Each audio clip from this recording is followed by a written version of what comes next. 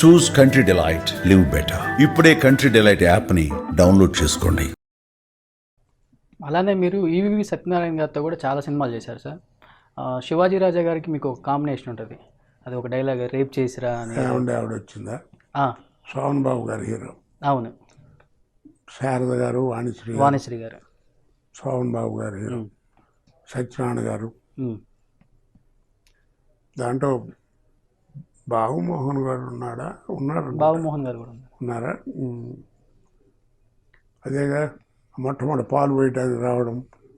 మీరు శివాజీ రాజా గారి మధ్య కాంబినేషన్. శివాజీ రాజా ఉన్నారు. అవునవును. కొడుకు వేషం. వీళ్ళు రేప్ చేసిరా అని చెప్తారు. అవునండి. దాంట్లో ఇప్పటికీ నేను మర్చిపోలేను డైలాగ్. కొంచెం అంటే అప్పట్లో ఉండేటువంటి ఇది కామెడీ. రేపు ఇప్పుడు అవసరం అంటే ఇప్పుడు రేపు చేయకపోతే ఆస్తి అంతా ఆడు కట్టుకుపోతాడు.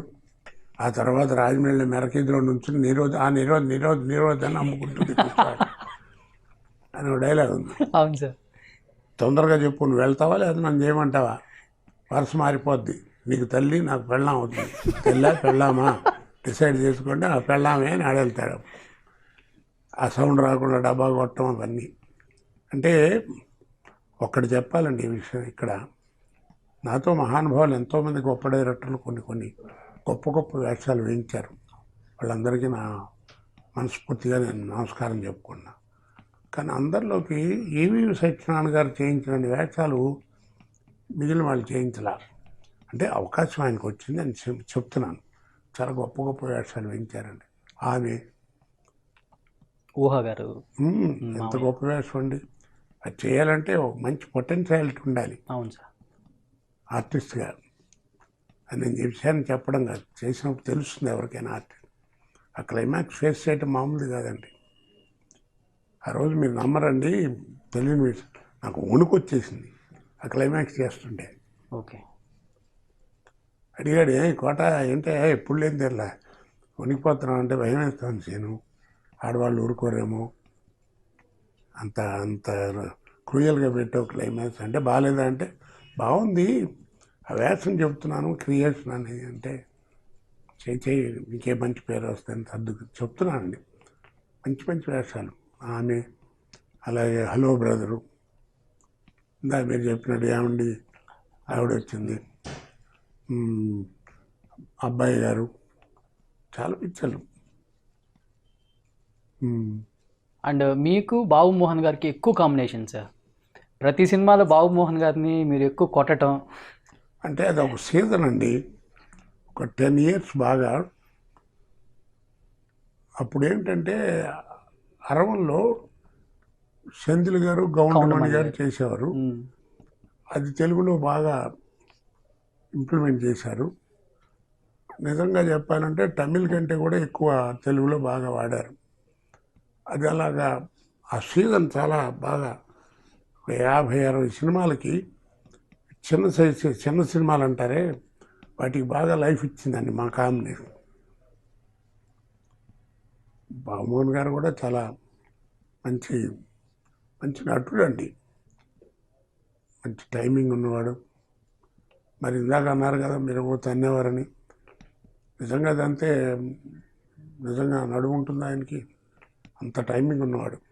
అలా ఉరికట టచ్ అయితే వెళ్ళిపోయాడు, అంత ప్రాక్టీస్ ఉండేది, అంత టైమింగ్ ఉన్నవాడు. డైలాగ్ కూడా బాగా చెప్పడం, వ్యవహారం, అదొక టైం. పరభాష నుంచి ఎక్కువ మంది ఆర్టిస్టులు వస్తున్నారు, ఇక్కడ టాలెంట్ లేని వాళ్ళు లేక అక్కడి నుంచి తెచ్చుకుంటున్నారా, ఎందుకు వాళ్ళకి ఇక్కడంతా పిలవటం, హోటల్ బుక్ చేయటం అని కోటా శ్రీనివాసరావు గారు ఎక్కువగా దాని గురించి ఎక్కువగా వాదిస్తూ ఉంటారని చెప్పేసి ఒక వార్త విన్నారు. మీరు విన్నదేమో కానీ నేను ఇప్పుడు కాదండి, 15 సంవత్సరాల నుంచి 1994 నుంచి నాకు ఇదే పని, సింగిల్ మ్యాన్ ఆర్మీ లాగా. మీరు తెలుసుకోవాల్సింది ఒకటి, ప్రతి వాళ్ళు పరభాష నటులు అంటారు. నాకు పరభాష నటుల మీద ఎప్పుడు కోపం ఉండదండి, ఏ భాష వాడైనా సరే. ఇప్పుడు నేను తమిళ్లో యాక్ట్ చేయట్లా, నేను హిందీలో యాక్ట్ చేయట్లా, నటుల మీద కాదు. మీకు దమ్ముంటే నటులను తీసుకురండి, అమితాబ్ బచ్చన్ గారిని తీసుకురండి, నజీరుద్దీన్ షాన్ పట్టరండి, నానా పటేకర్ని పట్టరండి, మమ్ముటి గారిని పట్టరండి, మోహన్ లాల్ గారిని పట్టరండి, వాళ్ళ దగ్గర నౌకర్ వేషం వేయడానికి కూడా నేను బాధపడను. ఎందుకంటే వాళ్ళందరూ నటులు, ప్రపంచం గుర్తించిన నటులు.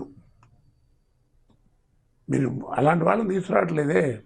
చక్ర బుక్ర వాళ్ళని తీసుకొచ్చి లక్షలు ఇచ్చి వాళ్ళకి భాష రాకుండా పైగా డబ్బింగ్లు పెట్టించి మళ్ళీ వాళ్ళతోనే డబ్బింగ్ చెప్పించి ఇదే తెలుగు భాషని అనిపించడం, తెలుగుదనాన్ని కించపరచడం, ఇదెందుకు చేయాలా? వాళ్ళు చేసే నట్లు నువ్వు చేయలేవా? ఆ మాత్రం నటు మనలో లేరా ఎవరు? అది నాకు కోపం అండి. పైగా నటులు లేరు అంటాం తప్పు. అసలు నువ్వు ఛాన్స్ ఇస్తే కదా. గొప్ప సినిమా అంటాం, పెద్ద హీరోయి, దాంట్లో కూడా పరభాష వాళ్ళే. పోనీ వాళ్ళు ఏమైనా ఒక గ్రేట్ అనుకుంటే అనుకోవచ్చు. దా చెప్పాను కదా పేర్లు కొన్ని. అలాంటి మహానుభావులు తీసుకురండి, ఏం మాట్లాడు. ఏదైనా గట్టిగా చెబుతామంటే ఈ ఛానల్ అంటే భయం నాకు, ఛానల్స్ అంటే.